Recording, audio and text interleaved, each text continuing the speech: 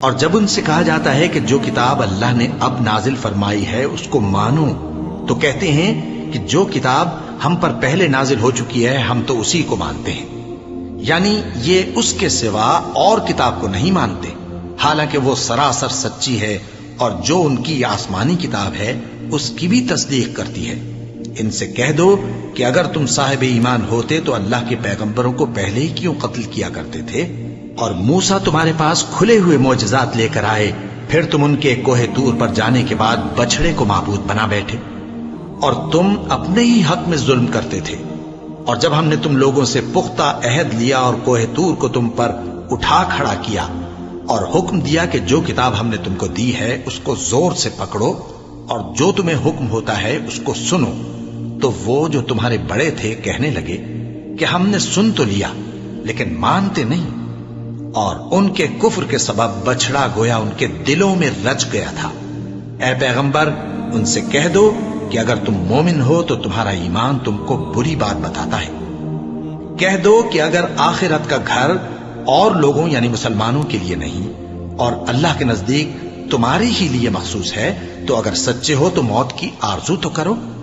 اور ان اعمال کی وجہ سے جو ان کے ہاتھ آگے بھیج چکے ہیں یہ کبھی اس کی آرزو نہیں کریں گے، اور اللہ ظالموں سے خوب واقف ہے۔ اور ان کو تم اور لوگوں سے زیادہ زندگی کے حریص دیکھو گے، یہاں تک کہ مشرکوں سے بھی بڑھ کر۔ ان میں سے ہر ایک یہی خواہش کرتا ہے کہ کاش وہ 1000 برس جیتا رہے، مگر اتنی لمبی عمر اس کو مل بھی جائے تو اسے عذاب سے تو نہیں چھڑا سکتی، اور جو کام یہ کرتے ہیں اللہ ان کو دیکھ رہا ہے۔ کہہ دو کہ جو شخص جبرائیل کا دشمن ہو اس کو غصے میں مر جانا چاہیے، کیونکہ اس نے تو یہ کتاب اللہ کے حکم سے تمہارے دل پر نازل کی ہے جو پہلی کتابوں کی تصدیق کرتی ہے اور ایمان والوں کے لیے ہدایت اور بشارت ہے۔ جو شخص اللہ کا اور اس کے فرشتوں کا اور اس کے پیغمبروں کا اور جبرائیل اور میکائیل کا دشمن ہو تو ایسے کافروں کا اللہ دشمن ہے۔ اور ہم نے تمہارے پاس سلجھی ہوئی آیتیں ارسال فرمائی ہیں، اور ان سے انکار وہی کرتے ہیں جو بد کردار ہیں۔ ان لوگوں نے جب جب اللہ سے کوئی عہد کیا تو ان میں سے ایک فریق نے اس کو کسی چیز کی طرح پھینک دیا۔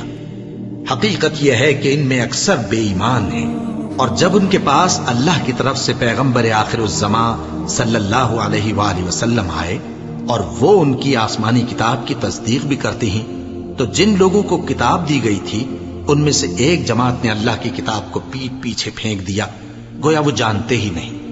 اور ان چیزوں کے پیچھے لگ گئے جو سلیمان کے عہد سلطنت میں شیاطین پڑھا کرتے تھے۔ اور سلیمان نے مطلق کفر کی بات نہیں کی، بلکہ شیطان ہی کفر کرتے تھے کہ لوگوں کو جادو سکھاتے تھے، اور وہ یعنی بنی اسرائیل ان باتوں کے بھی پیچھے لگ گئے جو شہر بابل میں 2 فرشتوں یعنی ہاروت اور ماروت پر اتری تھیں،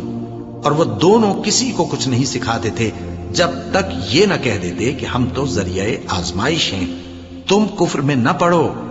غرض لوگ ان سے وہ چیز سیکھتے جس سے میاں بیوی میں جدائی ڈال دے، اور اللہ کے حکم کے سوا وہ اس چیز سے کسی کا کچھ بھی نہیں بگاڑ سکتے تھے، اور کچھ ایسے منتر سیکھتے جو ان کو نقصان ہی پہنچاتے اور فائدہ کچھ نہ دیتے،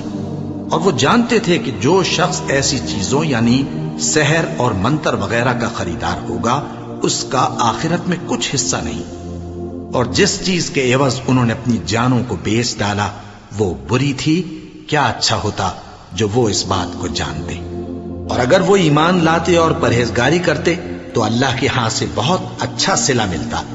کیا اچھا ہوتا جو وہ اس سے واقف ہوتے۔